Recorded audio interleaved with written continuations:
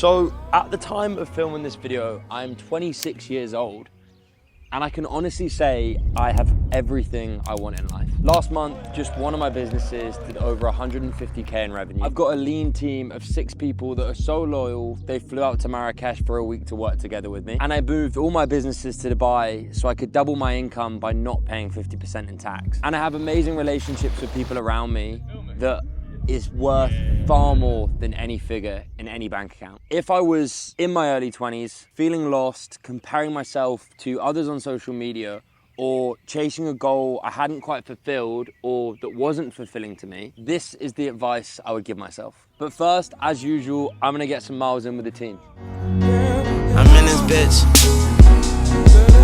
Yeah. Was on the outside looking in this bitch, but now I'm in this bitch. Yeah. The first point I want to make here is you have to get super clear on what you actually want. Like, there's no point working towards something if you don't actually know, why you're doing it or what the end goal actually is. And I'm not just talking about taking like 10 minutes out of your day and thinking, okay, what do I want? I want to hit 10K, 20K, 30K a month. I'm working towards that, because that's not a strong enough driving force to actually make you go away and do something. You need to, set aside a day, set aside a weekend, turn your phone off, and really just think about what you truly want out of life. And if it is, let's just call it this arbitrary number of 10K a month, why is that even important to you? Like, what's that actually going to do? What's the point of you even hitting 10K a month? How are things going to be different? What do you want to do with that 10K that you can't do now, and to what effect? And once you have this clear picture of why you actually want something, it makes it a lot easier to work towards, because you've really thought through the reason that you actually want to do it. And not only that, but when you have that clear plan or this kind of end goal and you know why you want it, you can then start to reverse engineer the process as to how you're going to get there. And you really want to make a concrete plan as possible. And I'm not talking about planning out every single day for the next year of everything you're going to do, but it's like, okay, well, what are the tangible action steps that are actually going to allow me to get to that kind of arbitrary goal that I want to achieve? Is it doing sales training? Is it doing outreach to clients? Is it doing content? Is it building up a brand? Is it building up a following on social media? Is it sending out countless emails every single day? Like, what's the thing that's actually going to allow you to get there?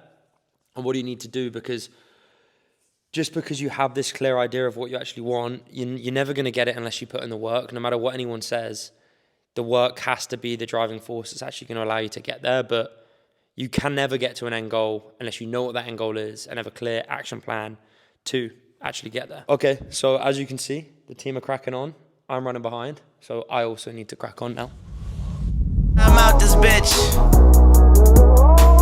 I'm out this bitch. And it all worked out. So once you've obviously made a plan, the most important thing you can do from here on out is just do the basics right. Because if you're going to go and try and build a complicated business, or you're going to try and go from 0 to 10, 20, 30K a month, whatever the number is, if you can't do the basics right, you're not going to get anywhere with it. And I'm talking routine wise, like going to bed at the right time, waking up at the right time, what you're eating day to day. Are you eating healthy? Can you stick to a diet if you're setting yourself on a diet? If you're setting yourself a certain workout routine, are you able to stick to that? Are you able to essentially do these very basic things that you know are going to make you feel better, and that you know are going to be able to perform better if you do them? Can you stick to, and can you do them? Because if you can't, the chances of you building any sort of successful business is pretty small. And that's not to say you have to create these boundaries in which you need to stick to. If you know you can work incredibly well and you don't need to, and you can eat like pure shit, do it. But for me, it's like, I know I need to eat right. I know I need to go to bed at a certain time. I need to wake up at a certain time and get a certain amount of sleep and have this regimented routine and get all these basics right so that I can perform to my best. But if for you, it's like, okay, as long as I get 8 hours sleep and I wake up at 10 a.m. and I just work the whole day and that works for you, do that. That's fine. But just know what works, and don't put yourself in a position where you're not able to perform to your best, because you're handicapping yourself by not doing these very basic things right. Because how can you build an empire if you can't stick to your waking up at the same time every day, to put things simply. Having said that, I'm going to eat this delicious Moroccan food with the boys, and then we're going to get back to work. They don't mean nothing.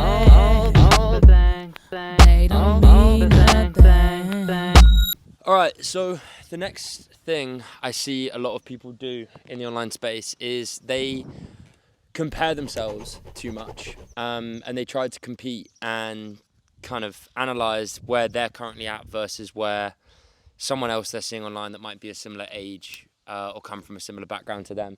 And I just want to remind you that social media isn't real, and a lot of people, in fact, the majority of people you are seeing on social media, some of which I know personally, are probably not doing as well as you think. The social media stuff you're seeing is a lot of the time for marketing. And if you try to compete with people, you're never going to win. Like, there is always going to be someone younger than you that's doing significantly better than you. So my kind of take on that is don't compete. Don't even try to compare. Like, if I know I'm going to lose, which ultimately I always am because there's always going to be someone doing better than you, then don't even look. Don't even try to compete. Don't even try to compare. Just focus on you, because all the energy you're expelling onto looking at what someone else is doing and, you know, how they're getting on and, you know, how good their business is and how much better it is than yours, is just energy you're diverting away, and you're kind of just talking badly to yourself and kind of downgrading the kind of energy field you have around your own kind of work ethic and your own achievements. So obviously, look, there's the argument that, sure, comparing you can motivate you, can hype you up, can make you see that someone is doing better, and you can use that for motivation. But for the most part, it's quite detrimental, and I think it's quite negative to do. So all I do and all I recommend you to do is just focus on yourself. Yes, look at these people and, you know, congratulate them. And yeah, a lot of people are doing very well in this world. And it kind of makes me see that I can do even better. But at the end of the day, I'm going to close that door and I'm going to lock back in on what I'm doing, because that's the thing that's ultimately going to move the needle. And I don't want to feel bad about my achievements and, you know, what I'm doing when comparing myself to this very finite number of people that are, you know, doing better than me. If you compare yourself to the countless other people in the world that have it significantly worse, you're actually in a much better spot than you think. And by focusing on your own achievements and your own goals and your own work, you're going to go a lot further. This is family business, and this is for the family that can't be with us. And this is for my cousin locked down, oh, the answer's in us. This why I spit it in my song, so sweet like a photo of your granny's picture. Now that you're gone, it hit us super hard on Thanksgiving and Christmas. So the next thing I want to touch on is optimizing for fulfillment. And I think this is significantly overlooked, as many people try and optimize for, you know, making more money. But making more money won't necessarily make you happier if you're doing it in a way that isn't in alignment with, you know, what you actually want out of life and what actually makes you fulfilled. And you can look at this in two different ways. You can look at it from fulfillment of like your work and what you do in your business, and making sure that the business and the work actually does fulfill you. And then you want to use that, the business being the vehicle, to fulfill the life you actually truly want. And they kind of work hand in hand. And I can speak from experience here, because only recently did my fulfillment dropped because I tried to build a business in a way that I didn't necessarily want it to be. We spent significantly more on marketing. We bloated out the team doubled in size, and, you know, everyone was making less money. There wasn't a stronger connection between team members, and we had this revolving door of people coming and going quite frequently, which ultimately I didn't like, and it left me somewhat dreading the work and not enjoying the work, and that being jumping on Zoom calls, and obviously with a bigger team, you got more calls, all this stuff. And it wasn't the fact the team grew, it was just the fact the team grew in the wrong way. And that's down to me. And obviously that wasn't fulfilling me. So ultimately it didn't work. Which is just how business goes sometimes. But I kind of took a step back and looked at things, and then kind of reshuffled things around and rebuilt the team in full alignment with what actually makes me fulfilled, what parts of work do I enjoy, and what parts of the business, and how do I actually want to grow this business so that I'm here for the long run and I'm locked into being fulfilled whilst doing it.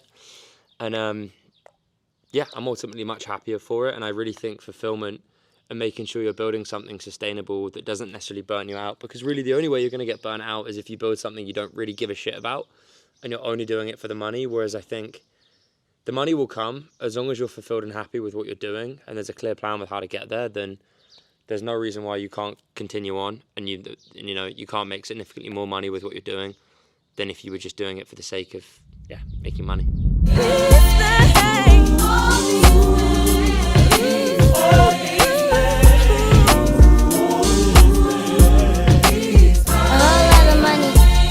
point I want to make here is I think relationships are way more valuable than money. We just wrapped up a fun dinner with the team and we just did some haggling in the markets here in Marrakesh. Relationships are far more valuable than money. I mean, you can make all the money in the world.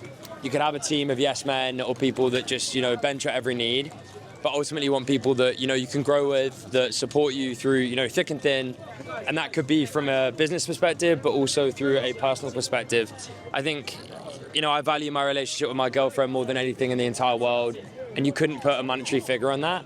And, the way the kind of internet is going right now, the Andrew Tate, the kind of like renting loads of supermodels and going on a boat with all these girls that are ultimately only there because you have a little bit of money, it's total bullshit, it's total BS, it means absolutely nothing.